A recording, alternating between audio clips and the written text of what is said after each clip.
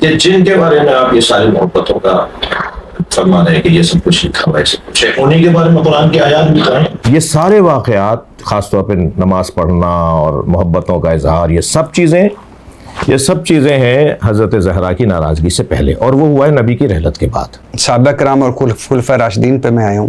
صحیح۔ قرآن مجید میں سورہ سجدہ، سورہ آل عمران، سورہ الفتح، سورہ توبہ، سورہ حشر، سورہ مائدہ، سورہ احزاب اور کئی جگہوں پر صحابہ کرام کی فضیلت بیان ہوئی ہے۔ بے شک۔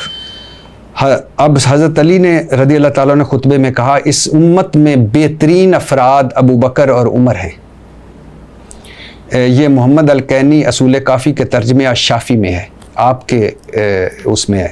حضرت علی رضی اللہ تعالیٰ فرماتے تھے، ہم نبی کے ساتھ ہیرا پہاڑی پر تھے، اچانک پہاڑی ہلنے لگی، حضور صلی اللہ علیہ وسلم نے فرمایا، رک جا، تجھ پر نبی، صدیق اور شہید کھڑے ہیں۔ حضرت علی نے حضرت ابو بکر صدیق کے بارے میں فرمایا، ان کی اتباع کرنے والے کے لیے نجات ہے، ان سے عداوت رکھنے والا کافر اور ہلاک و برباد ہونے والا ہے۔ نواسخ و تواریخ میں معروف شیعہ مورخ احمد بن ابی یعقوب لکھتے ہیں، حضرت ابن عباس سے یہ مروی ہے، رسول اللہ صلی اللہ علیہ وسلم حضرت علی کے چچیرے بھائی حضرت ابو بکر، یعنی یہ حضرت ابن عباس جو رسول اللہ صلی اللہ علیہ وسلم حضرت علی کے چچیرے بھائی تھے، حضرت ابو بکر تمام صحابہ میں تقوی اور طہارت میں برتر مقام کے حامل اور زاہد و پاکیزگی میں سب سے بلند تھے۔ معروف شیعہ مورخ احمد بن ابی یعقوب لکھتا ہے کہ حضرت عمر فاروق سے ام کلثوم بنت علی کی شادی ہوئی اور 10,000 دینار حق مہر مقرر ہوا۔ سید مرتضیٰ الشافی میں فرماتے ہیں کہ وہ ابو بکر اور عمر سے بڑی محبت کرتے تھے، جب حضور کی قبر مبارک پر آتے تو رسول اللہ صلی اللہ علیہ وسلم پر سلام پڑھنے کے ساتھ ساتھ آپ دونوں پر بھی سلام پڑھتے۔ حضرت علی نے حضرت ابو بکر صدیق کے پیچھے نمازیں پڑھی اور ان کے تحائف قبول کیے۔ حضرت علی کے بیٹے کا نام عمر، حضرت حسن کے بیٹے کا نام عمر، حضرت زین العابدین نے اپنے بیٹے کا نام حسن رکھا۔ ابو سفیان اور رسول اللہ صلی اللہ علیہ وسلم کے چچا حضرت عباس کی دوستی کے چرچے رہے۔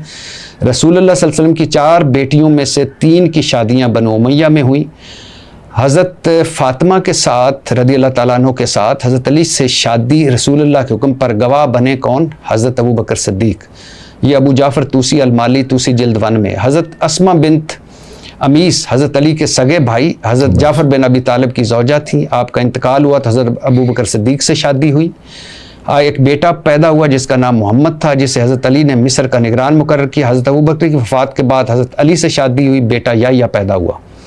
اچھا، حضرت علی کے بیٹے کا نام ابو بکر، حضرت حسن کے بیٹے کا نام ابو بکر، حضرت امام حسین کے ساتھ شہید ہونے والوں میں علی اکبر، عبداللہ اور ابو بکر، زین العابدین کی کنیت ابو بکر، ابو موسیٰ کاظم کے بیٹے کا نام ابو بکر، اور 5ویں امام محمد باقر نے حضرت ابو بکر صدیق کی پوتی سے شادی کی۔ کلینی نے اپنی کتاب اصول میں یہ لکھا ہے۔ اس کے باوجود حضرت عمر، حضرت ابو بکر، حضرت عثمان، اللہ ان پہ راضی ہو ان سے اور راضی ہے اللہ ان سے،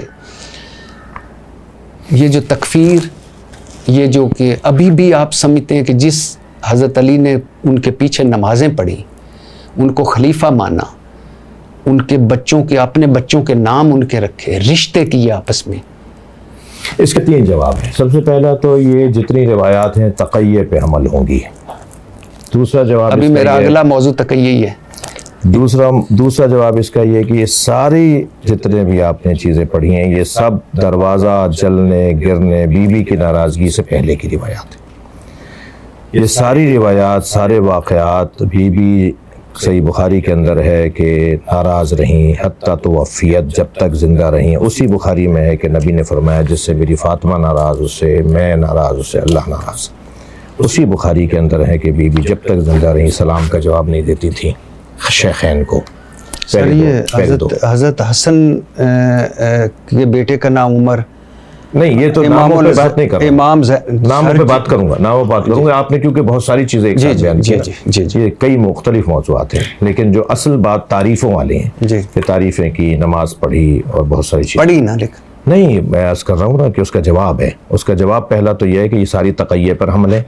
دوسرا جواب اس کا یہ ہے کہ یہ ساری روایات بی بی کے ناراض ہونے سے پہلے تقیہ کو اب ذرا واضح کر دی، کیونکہ اللہ میرا کہ کسی نقصان سے بچنے کے لیے اپنا عقیدہ چھپا کر کسی دوسرے عقیدے کا اظہار نہیں ہے، یہ نہیں ہے تقیہ، یہ نہیں ہے تقیہ، یا حق بات چھپانے اور جھوٹ بولنے کا نام یہ بھی تقیہ نہیں ہے، یا اصل بات چھپانے اور چھپا کر کچھ اور کرنے کا نام تقیہ نہیں، سامنے والے کی استعداد کے مطابق بات کرنے کو تقیہ کہا جاتا ہے۔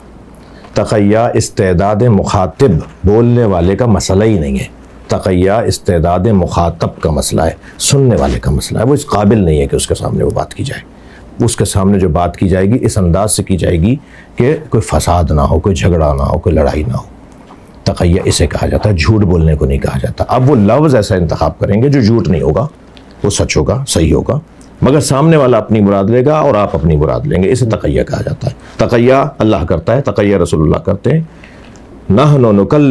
نحن معاشر الانبیاء نکلم الناس علی قدر عقولہم، یہ تقیہ ہے۔ ہم انبیاء کرام لوگوں کی عقلوں کے مطابق بات کرتے ہیں، تقیہ تو ہے۔ آپ اپنی عقل کے مطابق بات فرمائیں نا، آپ لوگوں کی عقلوں کے مطابق کیوں بات کر رہے ہیں؟ لوگوں کی عقلوں کے مطابق بات کرنا، ان کی صلاحیتوں کے مطابق بات کرنا، اس ماحول کے مطابق بات کرنا جس میں منافقت، جس میں خدا نخواستہ جھوٹ، یہ سب چیزیں شامل نہیں ہیں۔ ہاں، سامنے والے سے اس انداز سے آپ بات کریں کہ وہ بات اس کو سمجھ میں آ جائے یا اس وقت کا فساد ٹل جائے، اسے تقیہ کہا جاتا ہے۔ لہٰذا اللہ بھی ایک ساتھ حرام نہیں کرے گا ساری چیزیں، اللہ بھی آہستہ آہستہ معیار مزاج بنا بنا کر چیزوں کو حرام کرے گا۔ آ گئی بات، آتے ہیں اسی بات کے اوپر کہ یہ ایک تو تقیہ پہ حمل ہوگی، یہ سارے واقعات خاص طور پہ نماز پڑھنا اور محبتوں کا اظہار، یہ سب چیزیں ہیں حضرت زہرا کی ناراضگی سے پہلے، اور وہ ہوا ہے نبی کی رحلت کے بعد۔ جب سرکار اس دنیا سے تشریف لے گئے، بی بی اپنا حق مانگنے کے لیے گئیں، فضق مانگنے کے لیے گئیں، مولا علی بیعت نہیں کر رہے تھے، گھر میں ہی تھے، سب نے بیعت کر لی تھی الا ان افراد کے جو مولا علی کے ساتھ آپ کے گھر میں رہتے تھے، یعنی آپ کی پناہ میں تھے، آپ کے ساتھ تھے۔ وہ کہتے تھے ہم آپ کے ساتھ رہیں گے تو ہم بچ جائیں گے اور ہم بیعت نہیں کریں گے، ہم نہیں کرنا چاہتے بیعت۔ بڑی تعداد نے بیعت نہیں کی، اور بعض جن صحابہ نے بیعت نہیں کی وہ بھی تو صحابی تھے، اور کلہم عدول اگر ہے، اور اگر قاعدہ یہ ہے کہ اگر کسی ایک صحابی کے پیچھے بھی اگر آپ رہیں تو آپ ہدایت پا جائیں گے، تو سب نے تو بیعت نہیں کی، ٹھیک ہے۔ وہ جو واقعہ پیش آیا کہ بھی مولا کو لینے کے لیے گئے کہ جی بیعت کریں، یہ ساری کتابوں میں لکھا ہے، میں نے تو 36 کتابیں ایسے کھول کھول کے دکھائی، اتفاق سے آپ کو دے دی، ٹھیک ہے۔ تو وہ جو کتابوں میں سب کچھ لکھا ہوا، وہ سارے واقعات، یہ سارے واقعات بی بی کی ناراضگی سے پہلے کے ہیں، پہلی بات۔ دوسری بات یہ ہے کہ جن کے بارے میں آپ یہ ساری محبتوں کا فرما رہے ہیں کہ یہ سب کچھ لکھا ہوا ہے، سب کچھ ہے، انہیں کے بارے میں قرآن کی آیات بھی کہیں، انہیں کے بارے میں کہیں جو نبی کی آوازوں میں آواز اونچی کر رہے تھے، جن کے لیے قرآن نے کہا کہ اعمال حق ہو گئے، ان کو پتہ ہی نہیں ہے، جو نبی کی توہین کرنے والے، جو نبی کو عصیان کا الزام دینے والے، جو نبی کو کاغذ قلم نہ دینے والے، وہ بھی تو یہی کچھ افراد ہیں جن کے بارے میں یہ ساری تعریفیں ہیں۔ تو ان سب چیزوں کو جوڑیں گے تب جا کے ہم نتیجے تک پہنچیں گے، ایک بات۔ دوسری بات یہ کہ جو نام رکھنے والی بات ہے، تو سوال یہ ہے کہ ائمہ اہل بیت تو بہت اونچا ان کا معیار ہے۔ ائمہ اہل بیت ناموں کے کاموں میں آ کر، ناموں کے مسائل میں آ کے نہیں الجھیں گے۔ اہل بیت نام تو ذاتی طور پہ برا نہیں ہوتا، یزید نام کون سا برا ہے؟ کربلا میں ایک یزید ہے، وہ رحمت اللہ علیہ ہے، اور امام حسین کو مارنے والا ایک یزید ہے، وہ لعنت اللہ علیہ ہے۔ میں اپنا عقیدہ بیان کر رہا ہوں جی، لیکن نام سے سر کوئی یزید رکھتا تو نہیں آج۔ نہیں، مراد یہ ہے کہ نام تو ذاتی طور پہ برا نہیں ہوتا، کردار ہوتا ہے جو۔ سر کتنے لوگوں کا نام آج یزید ہے یا شمر رکھا گیا ہے؟ کسی شیعہ نے رکھا ہے؟ میں نے تو مکے میں دیکھا ہے کہ یزید کے نام سے اشارہ ہے۔ شیعہ نہیں، شیعہ نہیں، آپ کہہ رہے ہیں نہیں رکھتے، رکھتے ہیں لوگ۔ نہیں، میں شیعہ کی بات کر کراچی میں کتاب لکھی گئی ہے یزید رحمت اللہ علیہ۔ سر میں شیعہ، وہ شیعہ نے لکھی؟ نہیں، شیعہ نے نہیں لکھی، آپ تو کہہ رہے ہیں کہ نہیں رکھا جاتا۔ میرا سوال ہے کہ کتنے شیعوں نے اپنا نام یزید یا شمر رکھا ہے؟ شیعہ تو نہیں رکھیں گے، نہیں رکھیں گے، تو کیوں رکھیں گے؟ حضرت علی کے بیٹے کا نام عمر، حضرت حسن کے بیٹے کا نام عمر، حضرت زین العابدین نے اپنے بیٹے کا نام۔ یہ کہاں سے طے ہے کہ حضرت عمر ابن خطاب کا وہ نام ہے؟ یہ کہاں سے طے ہے کہ وہ حضرت عمر ابن خطاب کا نام ہے؟ حضرت ابوبکر ابن قحافہ کا نام ہے وہ؟ یہ کہاں سے طے کر رہے ہیں کہ وہ نام جو اہل بیت نے رکھے وہ ان کے نام تھے؟ یہ نام تو چلے آ رہے تھے نا، ان کے اجداد میں بھی نام تھے۔ یزید اور شمر ممنوع ہو گئے جب سے واقعہ کربلا ہوا۔ میں تو اپنے بیٹے کا نام یزید یا شمر نہیں رکھوں گا، ٹھیک ہے، میں شیعہ بھی نہیں ہوں، تو کیوں رکھے ان لوگوں نے اس لیے کہ ان کے نام اگر نہیں تھے نا، اتنی یہ بڑی ناراضگی تھی، اتنا نہیں، ان کے نام نہیں تھے نا، یہ نام تو یہ پہلے سے چلے آ رہے تھے، ان کے اپنے اجداد میں یہ نام تھے، اور پھر یہ نام کوئی پہلی دفعہ تو ان کا تھا نہیں کہ وہ نام رکھیں گے تو انہی کا نام رکھا جا رہا ہوگا، ایک بات۔ دوسری بات یہ کہ انہوں نے تو نام رکھے، محبت تو دو طرفہ ہونی چاہیے۔ آپ مجھے 6 مثالیں تو دیجئے، 4 مثالیں تو دیجئے جو علی، فاطمہ، حسن، حسین نام رکھے۔ 80 سال تک اہل بیت کے نام رکھنے پہ پابندی تھی، دو طرفہ محبت کیوں نہیں ہے؟ अहले बैत का मयार तो ऊंचा है, वो तो नाम रखेंगे, वो इन नामों की वजह से तनाव नहीं करेंगे, खिंचाव नहीं करेंगे, झगड़ा नहीं करेंगे, लेकिन अहले बैत के नाम रखे गए इन्हीं घरानों आपने में। बड़ी खूबसूरत बात की कि अहले बैत तनाव नहीं करेंगे, झगड़ा नहीं करेंगे। तो यही तो मैं कह रहा हूँ कि ये झगड़े क्यों आज पैदा हो रहे हैं जो अहले बैत नहीं चाहते थे। नहीं, अहले बैत तो झगड़ा नहीं चाहते थे, लफ्ज़ झगड़ा नहीं, लेकिन अहले बैत के साथ जो जुल्म हुआ है, ज़्यादती हुई है, उनका जो हक़ छीना गया है, जो उनके साथ जुल्म हुआ है, उसको बयान करना भी कुरान का हुक्म है, उसको बयान करना भी अहले बैत का हुक्म है कि हमारे साथ जो ज़्यादतियाँ हुए हैं, जो हमारे अमर को ज़िंदा करे उस पर अल्लाह रहम करे। पूछा गया कि आपका अमर क्या है? फरमाया हमारी इमामत और खिलाफत, ये हमारा अमर है जिसको छीन लिया गया, जिसे गस्ब कर दिया गया।